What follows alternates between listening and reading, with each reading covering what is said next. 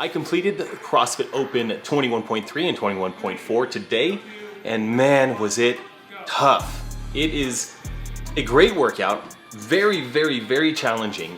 More challenging than I anticipated, but after watching the guys do it during the open announcement, I was like, oh man, yeah, this is brutal. So I'm just gonna jump in and jump out as this video plays. First thing I wanted to mention was that I did do the cross arm technique for the front squats. I know that holding the front squats in the front rack position tends to be a bit challenging or taxing on the grip overall. I watched some people do it this morning and I just thought, man, I don't love this as a front squat. It actually makes my shoulders just a little bit tired, but I'll take that over a tired grip. The front squats were not hard, so I never found them to be hard. They just kind of stir up the pot. Then when I got to toes to bar, I went with my easy toes to bar. I have an easy pace, which is not overly taxing, but I can do high reps, and I have a very fast pace, which looks more like Noah Olson or maybe the Pancheks. Maybe they did a fast pace, but I can go much faster. But I chose to go with just a nice, easy pace, not taxing on my grip, not taxing on my body in any kind of way. No big deal. Then back to thrusters, and I found throughout the workout that the thrusters were actually the thing that lit me on fire, complete fire. So after round one, I finished those thrusters and I started to rest. I was like, oh, okay, I'm surprised I feel so taxed already. I mean, it wasn't overly taxed, but I was like, man, this is after round one. Ooh, what's gonna feel like after round two? And after round two, it was pretty tough.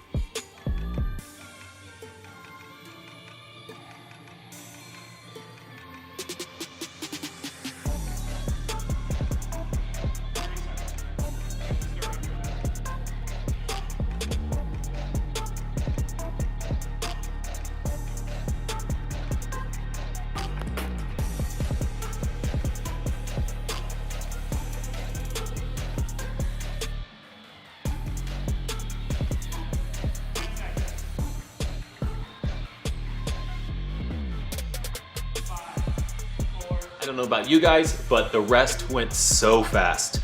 I did my best to try to calm myself down and relax, but man, that rest just went so fast. I never felt ready to go back into this workout, but that's just what you do. When I actually picked up the barbell and started doing front squats, they weren't that bad. It was okay.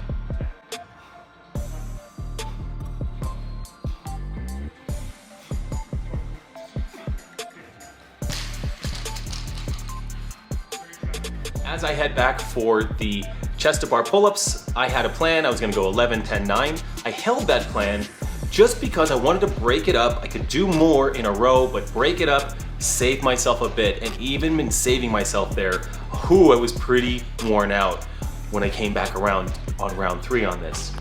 Did any of you use the sugar water on the bar and then add chalk to it? I did. I mixed 2 full tablespoons of sugar in a glass jar and like maybe 2 tablespoons of water. I mean, it was probably the most sugar I've had in water, and I got lots of chalk on the bar. It was great. I had no problem hanging onto the bar. My grips stuck to the bar nicely. So I was never fatigued in my grip. Correction, I was never overly fatigued in my grip. Grip never became an issue, even though it was very fatigued.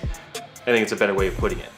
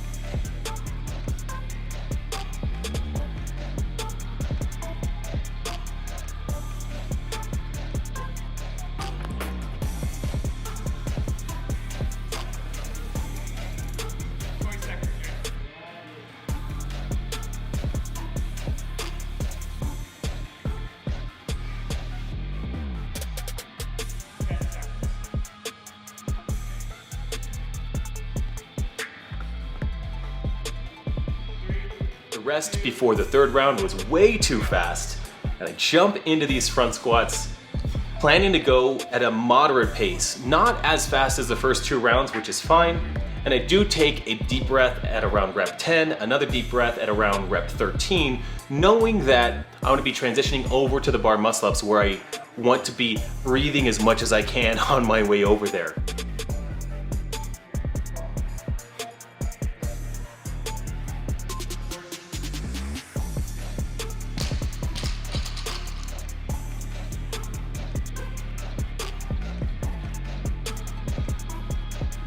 My plan on the bar muscle ups was to go 8, 7, 6, 5, 4. As I jumped up and started doing these muscle ups, they were hard, and I can do huge sets of muscle ups, but I had a lot of fatigue going through my body at this point. I'm sure if you've done the workout already, you have felt it. If you haven't done the workout yet, you will feel crazy, surprising amounts of fatigue at this point. So once I got to my 7th rep on the muscle ups, it took a lot of effort to do that 7th rep, and I didn't want to push that 8th rep, so I actually dropped at 7. And now I'm thinking, okay, 8, 7, 6, 5, 4 is not a good strategy for me right now, given how I feel. So I'm gonna try to get to 5 more. That gets me to 12, 5 more to 17. We'll see how that goes. And that's what I do. Then I do 4 to get to 21, then 3, then 3, then 3. All of that allowed me to not have any no reps on the muscle ups, no missed muscle ups. There's nothing worse than giving out that much effort and actually failing a muscle up. So keeping those small, keeping my grip okay. My grip never failed, but it did get hard, and just try to stay as tight as possible on the muscle ups. The more tired I got, the more I felt like I just wanted to flop around, which is a terrible way to do muscle ups. So staying as tight as I could was my plan.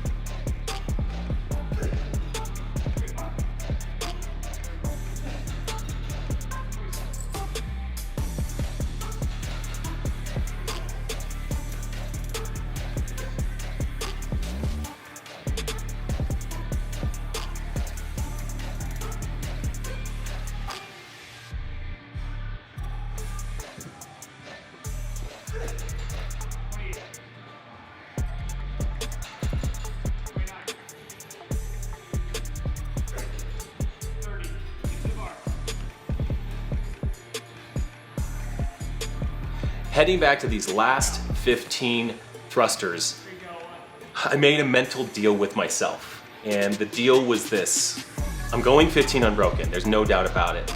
But if I can push these 15, I actually almost like blacked out in my head. Like I just went to a very different place between reps 5 and like 13. All of a sudden I was at 15 and done, but I made a deal that if I go fast on these thrusters, I'm gonna get a good time and I'm gonna lay on the ground for an entire minute. That's how much I get to lay on the ground. This is the deal I made in my head. And I quickly get to the ground, not quick enough actually that I look at it, but I do find myself on the ground. Barbell rolls right back into me. I don't care. Laying on the ground for this 1 minute felt like 10 seconds. It was no time. You'll see that I start to mosey around the 2.5 minute mark. I do a clean and jerk at 185 just to make sure that I can pick up a barbell. I was laying there thinking, how in God's name am I gonna pick up anything? And you'll see as I load on the barbell, I look like a dead human being, a zombie walking around, and I really feel that way. Got that clean and jerk out of the way, felt good.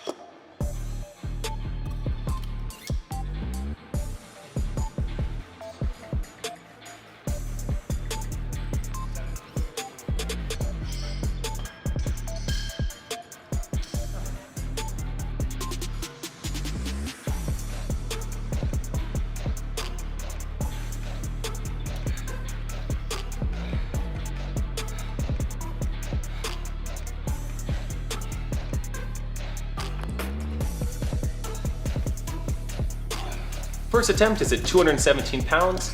Goes pretty smoothly. It's a heavy 217 pounds, but it is doable. I finished the rep.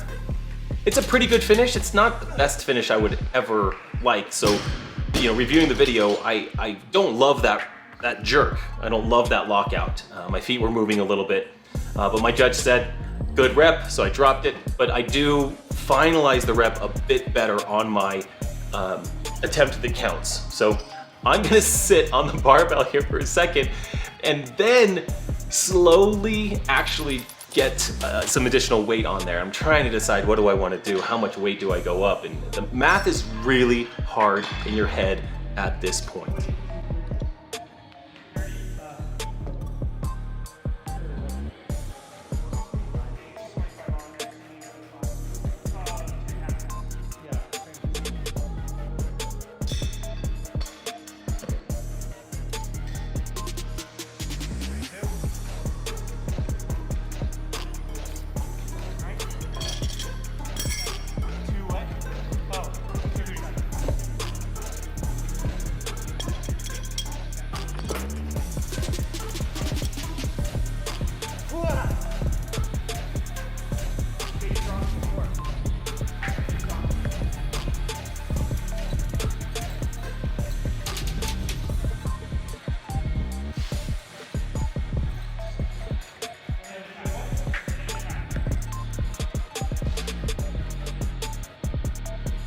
I've got a belt on now, I'm ready to go. Now I'm thinking, actually, okay, I have 237 on the bar.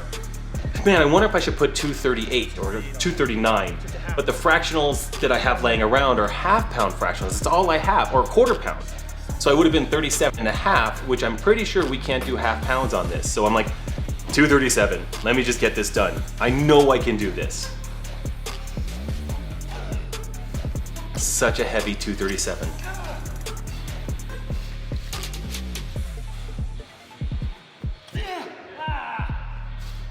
I'm telling myself, do not miss this jerk. Do not miss it. Show a lockout. Good rep. I have 1 minute to go. I have less than a minute. I have 40 seconds. And I put 10 more pounds on the bar. With not much time left, I put 10 more pounds on the bar because I didn't lay out 2.5s. But that's okay. I put 10 pounds on the bar and I'm telling myself, I'm just gonna give this thing a go. Why not? A lot of mental confusion when you're frantically trying to get something done in 7 minutes. And you know what I'm talking about if you've done a workout like this. I don't have much time left. We come down to something like, 3, 2, 1, we gotta go. My head is not in this. I don't have the confidence that I can do this. I don't feel like I'm rested enough, so I don't finish it. My foot stuck to the ground. All right. All in all, I'm really happy with the attempt at the workout today. I don't feel like I'm gonna redo this one. It's just so painful and so much work. And thinking in my head now, I'm done with the open. That feels really good. Time to rest a little bit, relax just a little bit, and then start training full force for the age group online qualifier, which is the beginning of May, first weekend in May, I believe. That's gonna be fun and challenging. It is a very stressful time because that is the cut for the games. Top 20 from the 1,200 or so that qualify. Top 20 get to go to the games. And all the workouts get released on a Thursday night. Could be 4, 5, 6 workouts, and you have to complete them all by Monday, submitted at 5 p.m. my time. So I normally try to approach that AGOQ weekend by doing 2 or 3 workouts on Friday, 2 or 3 workouts on Saturday, maybe, depending on how the workouts are, how much volume there is. I've never been able to take a Sunday off, but correction, I did take a Sunday off in 2019. I did not do anything on the Sunday, and then on Monday I retested 3 workouts, I believe. So I think I did all the workouts Friday, Saturday, rested Sunday, retested 3 of them on Monday, which was a lot. There's no need to really retest 3 workouts on Monday, except it was 3 in the afternoon and I felt pretty good. I was like, well, let's try one more. I'll just retest this last one. And I improved on that last one. It was significant. So that weekend is coming. Can't wait to share it with you. I will be nervous and stressed that weekend, but I will be ready to qualify for the games and go back to Madison this year. Fingers crossed. If you enjoy content like this, don't forget to smash that like and subscribe button so you get notified when I publish new content. I have some really interesting things coming down the pipe to share with you. I just can't share it yet, but I am gonna take you on a journey, and it's gonna be fun. And probably won't start until after the AGOQ, but then the journey begins. I can't wait to share more. See you next time.